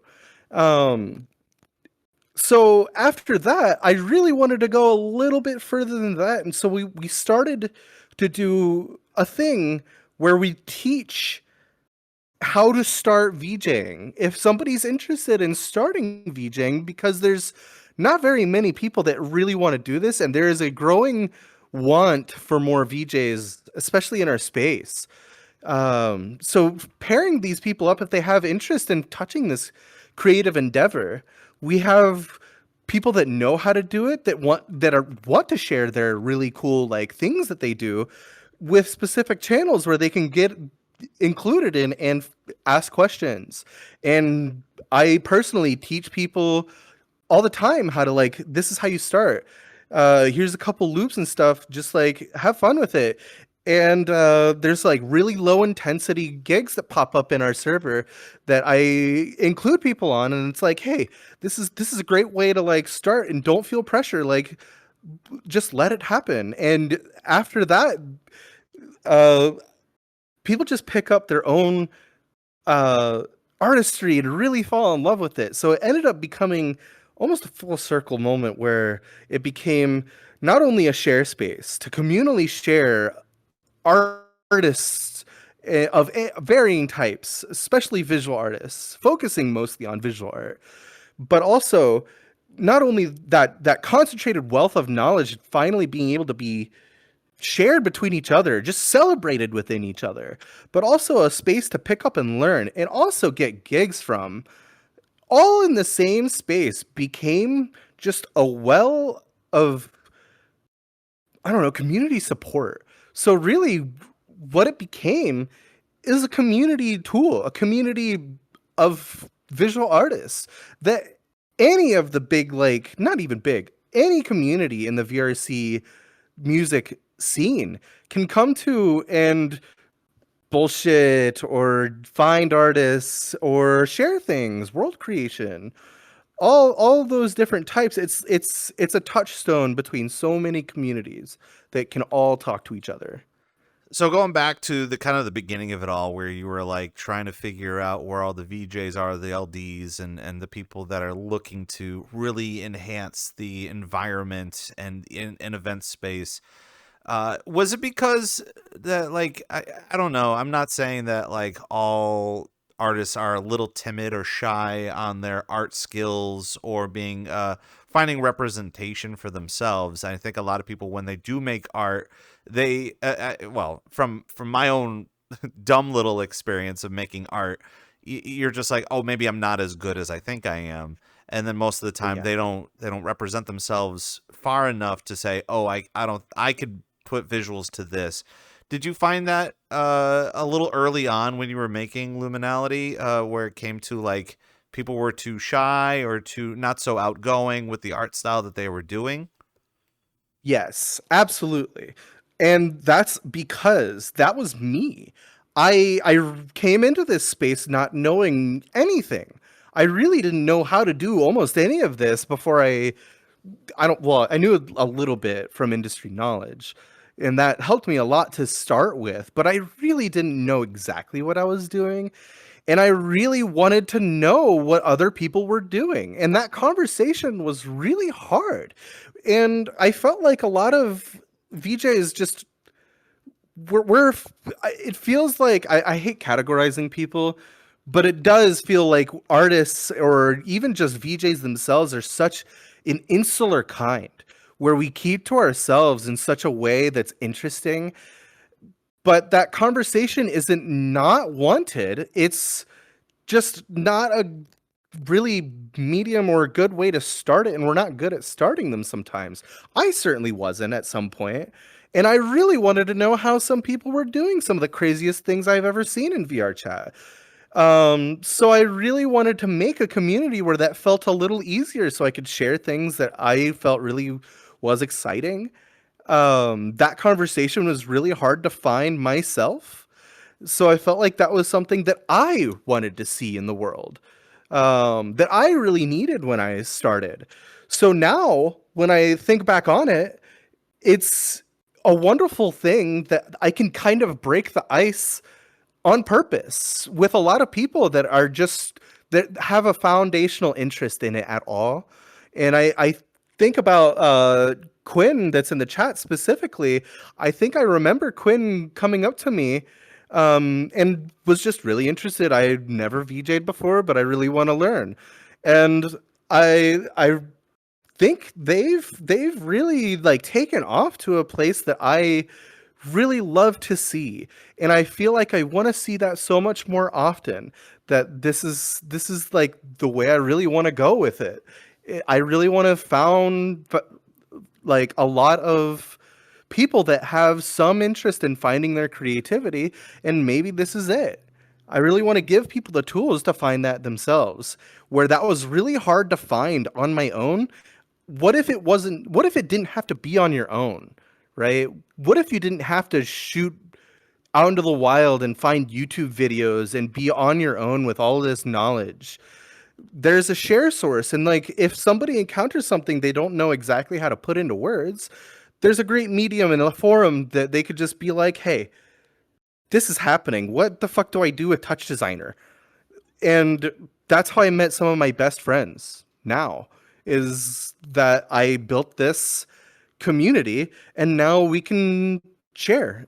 And that equitable artistry sharing source has literally changed how I outlook life. I feel like it's kind of been a force to be reckoned with, even in the past 10 years in virtual reality, especially in VR chat in general. Is not only do you have a bunch of creators in the space that are looking to do all these amazing things, but we've gotten to we've actually went over the hump of just like you have a community of people that make content, and then there was a small time frame where it was just like gate kept to the point where it's just like, if like you can make your own thing, you can, but you probably never be as good as I am, and everyone's like, boo, you shouldn't be doing it like that. So we've kind of gotten over that idea, especially with our play space in here, not literally, but like when we DJ and we do the visuals and stuff, that we are starting to learn off of each other. We're starting to feed off of each other's energy. The force being reckoned with is just that idea of what you were saying too, is that you want everyone to succeed just as much as you do, or even more, to that point of being able to show off their skills at a much higher level than they think that they can as well. And that's what's Yeah. so fascinating to me. And especially on this program, the more we feed into that, is just like people have passions, and we want their passions to be able to succeed and grow and be this massive entity. To be honest, I mean, that entity, we don't know where the sky cap is. We don't know where that level is. People just keep growing. Who knows? I mean, even in the past year or so, people, again, doing IRL events and making huge festivals, have festivals in here, world creators. And we've seen, I didn't read too much about it, but I did see it the other day that, like, what was it? Is it Bullet Time? Whatever the heck that game is. By Bullet Time Havoc became by a real Lakuza. product. It's a real product now. Yes. And that again, that blows my mind and gives me a little shivers, because I'm just like, is this the breaking point? Is this where we're actually going to break the mold? Are we actually going into the IRL world and say we're doing this? And when it comes to visuals and understanding, as well as, and we'll get into the portfolio part of it too, because I know that's just as important. It's the same thing with the DJs too, and it gets me all excited and all riled up and hyped about it. Just thinking about that idea, and the passion lies with people that are learning, that want to learn a specific skill. In this particular case, the VJs. So break that idea for me too, because again, when you were looking for people that were VJing in here and they were a little shy and timid, comparable to now, what is the scene looking like? Is there an abundance of VJs? I don't want to say that we're at that point where we have a lot and there's no need for it, but like, where has that abundance shifted ever since you kind of started this product? There's a sense of definitely more, but there's definitely not an abundance. We are not a big community, but we are definitely like finding interest. A lot of people are picking up interest, but where there was a lack of like, how do I even start? There is a place to start that conversation. And I love that I can have one of those. I can found one of those and put effort towards having that be a real thing. There's still like there's still a sense of like there's really not much of us still, which is great still, but it's not out of competition. It's that there's just a lot of effort. There's so much that goes into it. There's so many different ways to go about it. It's hard. It's really hard to be a VJ. And a lot of times that doesn't feel like it's as supported. But changing the narrative of that has been really good. In VR specifically, though, I mentioned to Sanyasha back there that a year ago, almost to the day, I feel like, that in VRChat specifically, there's so much really cool shader technology and some really cool things being made in VRChat now, like like light volumes and stuff like that was coming out at the time that was very new. I remember saying to them specifically, like, the landscape and the want of having VJs in our space is going to flip on its head. It's going to 180 and be there. We're going to be the shift in just music events to having visual focused events that's immersive, like Night Under Lights, like Light Dimension. Concrete's still going and is one of those really big proponents of this is the experience.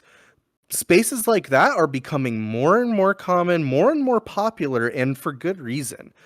And it's becoming more of a place where people are finding the importance of having a considered experience, not just audibly.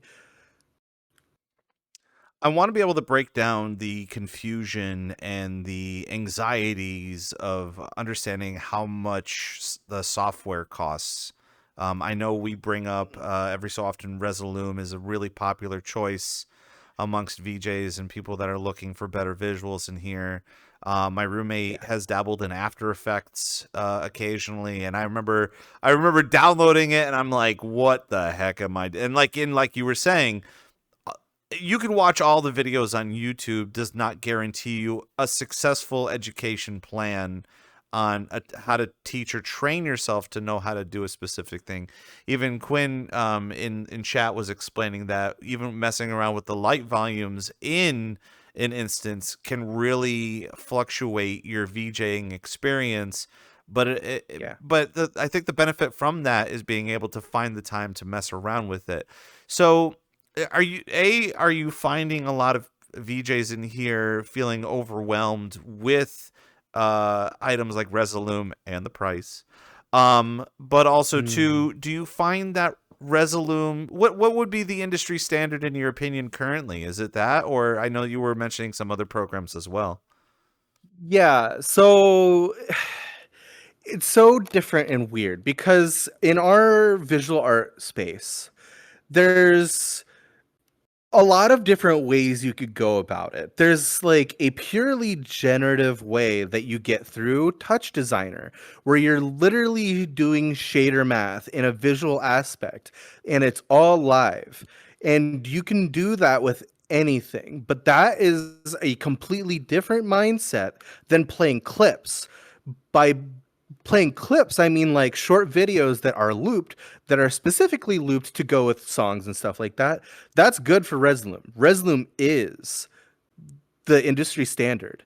But what you can do is do any of those and include them into your Resolume and have Resolume as a playback device. Resolume to me is a playback device. I use something called Magic Music Visualizer. It's kind of the same thought process. It's node based just like Touch Designer. It's a little goofy, it's a little weird, but I like the weird and I started with it so it feels very comfortable to me. I'm kind of a novice with Touch Designer, but I've done some really impressive things with it, and I'm pushing myself forward this year with Touch Designer more. But those two things are really generative things that kind of create things on the spot that could just be like shapes and things. Whereas Resolume, you could get like loops from anywhere or create your own through After Effects and put them onto Resolume and play them back. Um, but to start with any of these are all expensive, but they prohibitively expensive, which is a lot of the pain of picking this up as even just a hobby. But there are sources and resources that can help you get to a place where you can start messing with it to see if you like it. Just like we were talking earlier about like starting with just a mouse or something with DJing. It'd really be awful to spend like a grand or something on Resolume just to find out you hate it. So there's like student editions, there's demos and stuff like that that are actually pretty open, especially for like Touch Designer to start with. Um, like specifically, I think Touch Designer, if you don't have like a full key for Touch Designer, I think the only limitation is that you can't do 1080, like full HD, which is huge. But like there are avenues of taking that and working with it. But also you can get away with using that for now without any of like the weird like splash screen things that like Resolume has. Resolume's beta thing is very annoying, but there's resources out there that can get you started. If you have an interest in this, there is like we get you started. I That's how figured I want to put it. Yeah, I figured like, obviously if you're a DJ and you're interested in wanting to learn how to do these visuals, why not join your group and get a good basis of it, or even ask all of the questions in it as well. And I feel like that's so important. On the Yeah. flip side of things, and like a friend of mine, gosh, I'm gonna say it the way I'm gonna say it, so bear with me. I have a friend who streams, and they don't have enough time to create, but they have money. So so they would rather hire someone to do a thing, whether it be make a VTuber or artwork or emotes or transitions and stuff like that, because that process is easier. When it comes to Yes. creatives, that's a flip side thing. It's the other side of it. We're in like, what can I create that doesn't cost a lot of money, but also shows what I do. So considering the following, that you have a lot of artists in this space that are a little timid. They don't have a good business model of like how they want to either sell their wares or their artistic value comparable to the people that are proactively really good in your community, that in your opinion. What is the business model? Is there a business model? And do you find DJs wanting to do business with the people that make those sort of things to make it easier for them? Oh, absolutely. I can attest for this that there, not only even in just VR space, like there are absolutely gigs that I've gotten, gigs that friends have gotten, even through our server, that were paid. Like there is a business model behind that. But that also is something important that I want to build more out, is that conversation of how much is this worth?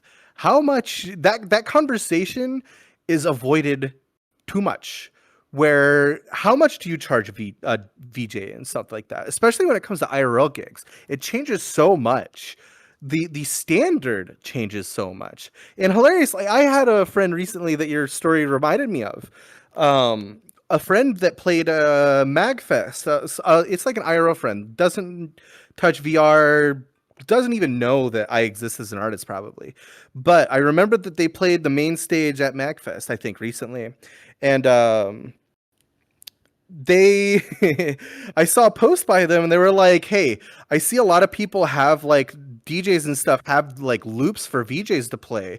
How do I make that? So I made this like really elaborate post and stuff like that, like, hey, that's great, like here's like some places to start, here's how you make it and stuff like that. 15 minutes later, another post pops up, says, hey, I'm trying to pay somebody to do this. This is too much. Right. They just want loops so they can play at a club. They want to get that process. They're not interested in this process at all, which is great. Fair that you like recognize that and move on, right? But that conversation is hard to have a lot of the times, and the standard of how much that is worth matters. And it kind of breaking that wall of communication between us. It's a raise all boats moment where we all like, instead of charging nothing, really need to like not line our pockets, but really recognize how much goes into what we do, how much that's worth. Like you really need to put some emphasis on the difficulty of the stuff that you do really is worth something, especially as an artist that is putting your artwork out there. You don't want to do that for free. Well, I mean, you can, but what's a good way to put this? I really hate to see people get taken advantage of, especially historically. I feel like taking advantage of visual artists has happened a little too much. And a lot of it happens with like poor communication, where you have loops made for an artist and that gets used in perpetuity, and you don't see the returns of that no matter how far that art that you made goes for them. Is you get no recognition for it, no money, no branding, you get nothing for all that effort. So like it's a shame to see all of that go to waste when it's something that is really hard to do. Or being able to save money to have all those programs as well. Like we keep Exactly. kind of going back to that. I know one of the things I have a hard time with is just finding loopable, patterns or things without, stooping to the obvious, which is like just recording an OBS and just cutting that and just be like, aha, there it is. I did a thing. But I know a lot of people are looking for ways to kind of get by, to just use what they have, the resources that they have. Speaking of which, what is the landscape looking like for the VJs in here? I mean, we kind of broken down. There's still people are still looking for VJs. People are looking to become VJs. But what is the landscape comparable to? I mean, I think everyone knows the answer of VJs will take a gig so that way they can have visuals and examples of their visuals. But as you were saying, not everything should be free. Are things still free now? Is that Oh fine, yeah. or will that change? See, I like to take in perspective that a lot of people in VR do it for the love of it, and that is perfect. Like, it does not have to preclude money. And a lot of times shouldn't. In a weird sense, like kind of backturning what I just said. Um, the involvement of money makes things a little confusing. It really does. Like, I remember a conversation when clubs start charging money in VR chat, things are going to get real weird. And that is also true with visual artists. But what we do is hard. So it becomes a really confusing landscape. But I do have to say, the positives is you can start at whatever level, and the landscape of VR chat VJs is plentiful. The table will always have room for you no matter how big it gets, but we still can't fill out a roster for things like Gearfest. Stuff like that. That has like a an Excel spreadsheet of a ton of people looking for different genres and different vibes and stuff like that. Finding your own in there is so wonderful. And there's a lot more VJs and visual artists in this space than I even knew about, but even more have been popping up, and a lot more interest for that has been popping up.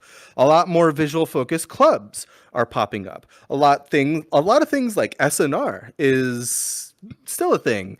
Apple GI with Apple Blossom, these shader technologies that are only possible in VR is such a wonderful landscape to mess with even industry visual artists that come from historically outside of our space really want to mess with things that are built in a virtual space because there's possibilities in here that you can't do in real life with physics. Like, there's just really interesting immersive experiences to be had here that makes this landscape unique, plentiful, and getting bigger. There's a lot of really positive motions about this, but it is a space that is founded in the love of it and the discovery of what you want to do with visual art. And I think it's the healthiest when it lives there. Even on the DJ side, I think it is healthiest when it lives there. The involvement of money will make it a little weird, a little scary for me, but I think it's in a really getting healthier place. Do you think in the future we can walk hand in hand with DJs finding their VJ? I feel like this past year we have been seeing a little more of that happen, where a certain VJ will work with either a group of specific DJs or just be tied to one particular DJ to work hand in hand with their product. Do you think that's a healthy partnership? I think it is. I think it's a wonderful partnership, and that's kind of how it works in a lot of IRL settings, is that a touring artist will have a VJ that they know by name or have a direct relationship to, that is their aesthetic. They kind of have like this marriage of aesthetics that just works. Um, I VJ for almost anything. So this space is kind of unique in that, where you could kind of play around with that a lot. It is a little bit separated from the IRL space, but I know a lot of good friends of mine that do VJ in this space that will only VJ for a specific few or one, and that mirrors what it is like in real life. That is mostly what IRL settings for VJs would be, is that like you have a genre or specific artists that you really kind of set your vibe to. Um, but I really am bad at like being so specific. I really like to taste test everything. So I really like to put my name out there and just like, I wonder if I could, I don't know, I can take my weird, colorful aesthetic and put a couple effects on it and make this really work for like hard style one night and then go do down tempo tomorrow. Like, I find a lot of strength that I can do that, but I really that feels rare a lot of times. It's VRCDJ Live, and we're sitting here with Captivated. We got just a few more minutes left here on the program, and of course, Yeah. time just fly here on the program after, like, again, 2 hours of just kind of yapping and having a good time. Before we get into the most typical rapid fire questions that we normally have at the end of stream, where do we see you in the future? What do you hope to do just in this year alone? What are we going to see Captivated doing, either VJing or DJing? What's the long-term goals? I'm refining a lot of my own processes. I'm getting comfortable with technologies that I am not used to. Like specifically, I'm a novice when it comes to touch designer, and that's a mainstay for a lot of VJs and a lot of creatives that mess with this stuff. Either a lot of times start with touch designer, but I'm still pretty novice with it. But I find myself ready and capable to be on the ground level of learning at this point. So that's a lot of what I want to push into, as well as After Effects. After Effects is a really difficult program to, I guess, pick up in a lot of weird ways. There's a lot of IRL gigs that are coming up that involve both of those that I really want to get my skill level up to. That's where I see myself. There's also a couple like musical gigs and stuff like that that is coming up very soon that I probably can't talk too much about, but these are some of the most genre breaking, exciting things that I've done that's in like the next 2 months that I'm gonna be able to put down some music for, and I'm so excited for them. It's palpable. It's really palpable. I feel like a lot of people should have that type of drive too, like especially because now that you've kind of set these long-term goals, like we're really excited to see what the next few months are going to play out for you when it comes to learning all these things, and people should take advice to that of like being able to, like, it's the beginning of the year and we're not even in the spring summertime where there's a lot of Yeah. activity happening. Might as well use the time that you have now to kind of focus in on more skills. Speaking of which, out of everything that we've kind of talked about tonight, do you have a specific word of advice that you want to give to maybe people that are wanting to get into VJing? Start. The hardest part is starting. Like, it is difficult. It is scary. Scary to put yourself out there, but it's it's the most wonderful thing you could do. If you don't know how, that's also perfect. If you want to ask, ask. There's plentiful places to do that. You could use ours. You could literally DM me. Just put yourself out there. Even if you don't know if your creativity will really last, it's worth exploring. I was gonna say, and join Luminality too. Like that's kind of Oh important. yeah. Yeah. That's another thing that I really wish to grow is that like I think I really want to grow Luminality into more, not even just VR. I really want to grow it more into like a VR IRL. There's a big like mix of that in Luminality already. And I want to grow this more IRL mix. I really want to blend those two together. Being able to understand what goes into a portfolio is kind of important, I believe, in everybody's opinion, not just for VJing, but DJing as well. I feel like a lot of DJs in here are kind of missing the mark when it comes to either their social media involvement or coming up with sets or even applying to things, even going out to seeing new experiences and applying yourself with all of that. Just Yeah. quickly before we get out of here Both too. those gets real confusing. Sorry, I didn't mean to interrupt No, you, it's but like important. those are so incredibly important. Um, not only social footprint, but portfolios and that kind of hard work that I remember specifically starting as like I just want to let the musics talk. But I remember Clyde Machine saying that like you really need to like portfolio yourself and like some of the website, and that could be fun too. You really want to get seen. It's worth it. And you never really know who's watching too. Like that's the best part is like you could put out all your wacky stuff and there will be other wacky people out there that enjoy your wacky stuff. No doubt. So just really quickly, because we are running quickly out of time, I kind of want to talk about some of the things that a lot of people are very interested in you and what you do.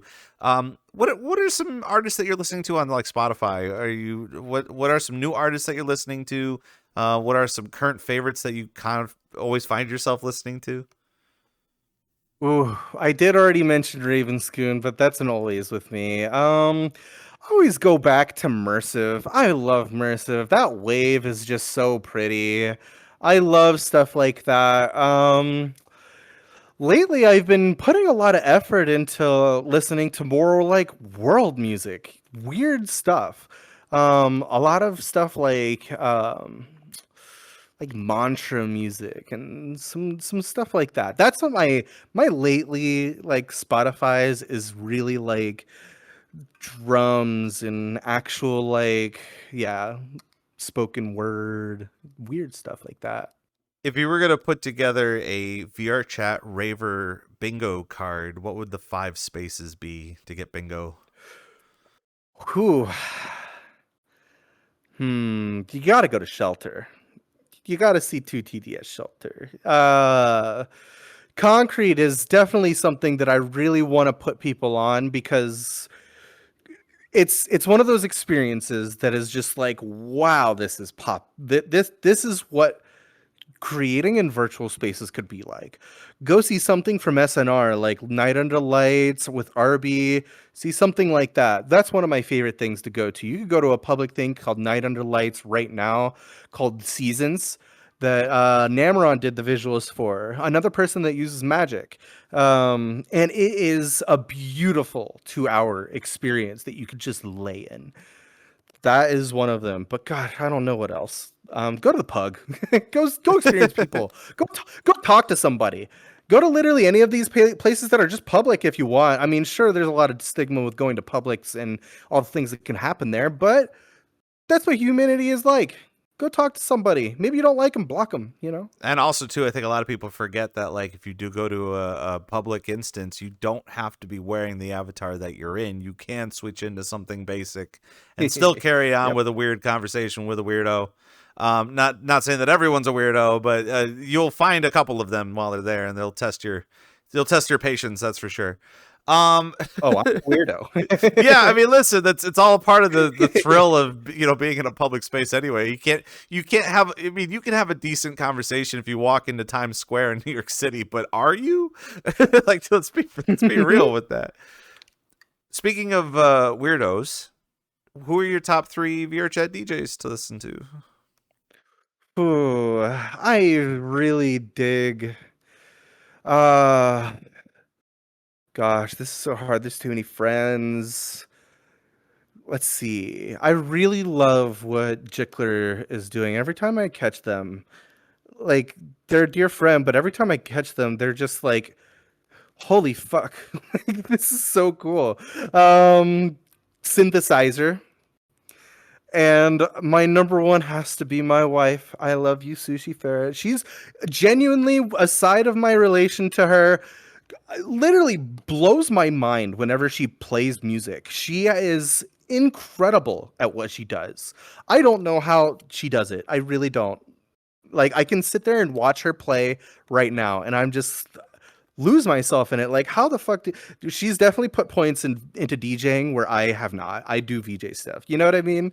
I love the socializing part of our community because, like, getting to know other DJs and their favorite DJs as well. I keep hearing about Sushi Ferret. I don't think I've ever seen them perform yet, but like, lo and behold, if you got like 10 to 15 people just being like, Sushi Ferret, go see I'll be sitting there going, bet, I guess I'm going to have to because people are talking a lot about them, but Oh, you gotta. I'm sure. I just got to figure out when they're performing. I'm not just going to call them up and be like, perform now so I can hear. But like, it's just one of those time frames.